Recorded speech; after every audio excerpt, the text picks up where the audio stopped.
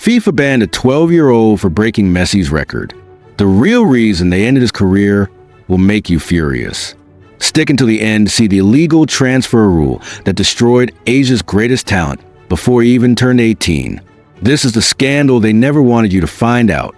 In 2011, a 12-year-old boy from South Korea named Lee Sung-woo shattered Lionel Messi's long-standing La Masia record, scoring an astonishing 39 goals in just 29 youth matches. The footballing world, used the Brazilian flair, Argentinian artistry, or Spanish precision, suddenly found itself looking east.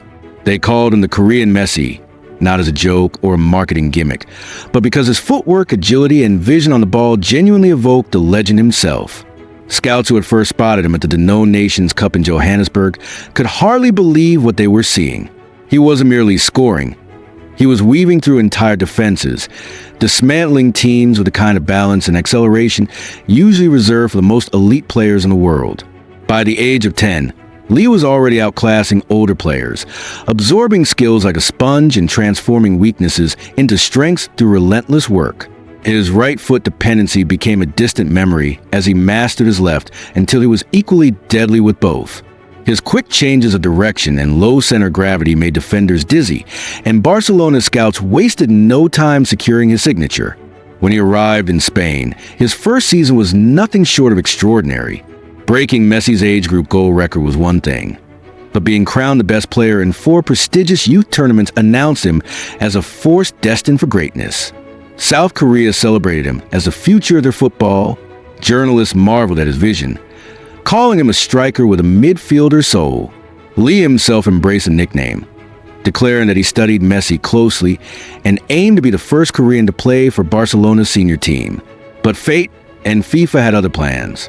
In 2014, the governing body punished Barcelona for breaching Article 19, which restricts the international transfer of minors. Among the foreign youngsters caught in the fallout was Lee. Overnight, he was barred from playing any official matches. No league games, no cup games, not even friendlies, for nearly 2 years. Barcelona tried to argue that his family's relocation met FIFA's requirements, but the appeals were dismissed.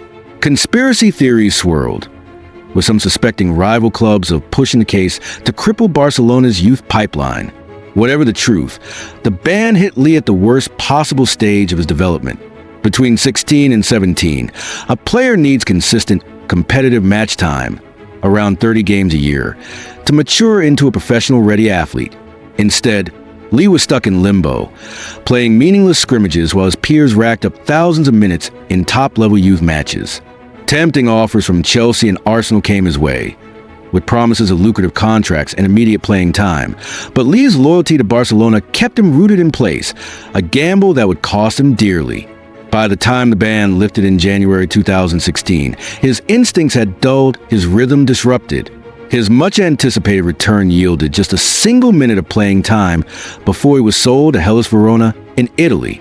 His Serie A debut against AC Milan offered a flicker of hope, a stunning 20-yard strike into the top corner, but it proved to be an isolated spark.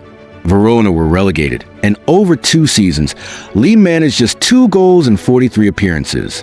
A move to Belgian side Sint-Truidense brought no revival. Limited minutes and meager returns saw him loaned to Portugal's Portimonense, where he failed to score or assist in any of his 4 appearances. By 23, European clubs had given up on him. Returning home to Korea in 2022 with Suwon FC, Lee finally found a net again, scoring 14 goals in 35 matches and earning the affection of fans who saw not a failed prodigy, but a resilient fighter. His farewell from Suwon was as heartfelt as it was dramatic. After netting a game winner, he took a megaphone and thanked the supporters before announcing his departure. Now at Jeonbuk Hyundai Motors at 27, rumors swirl about another European stint, perhaps in Belgium or the Netherlands. But the fairy tale that once seemed inevitable is now a cautionary tale about how fragile footballing destinies can be. Lee Sung-woo's journey is proof that raw talent is never enough. Development, opportunity, and timing are everything. Losing those 2 critical years to FIFA's ruling robbed him of the continuity that molds promise into stardom. Instead of refining his genius against the best, he was sidelined, forced to watch as others surpassed him. When he did return, the pressure, rust, and diminished confidence formed a weight even his quicksilver feet couldn't outrun. While his career is far from over, the boy who once outscored Messi at La Masia remains a reminder that in football, as in life, brilliance needs the right conditions to shine. And without them, even the brightest flame can flicker and fade. Do you think FIFA's ruling was about protecting young players or protecting rival interests? Did Lee Sung-woo's loyalty to Barcelona cost him the career he was meant to have? And do you believe he can still resurrect his journey in Europe, or has that window closed forever? Share your answers in the comments, and don't forget to subscribe for more.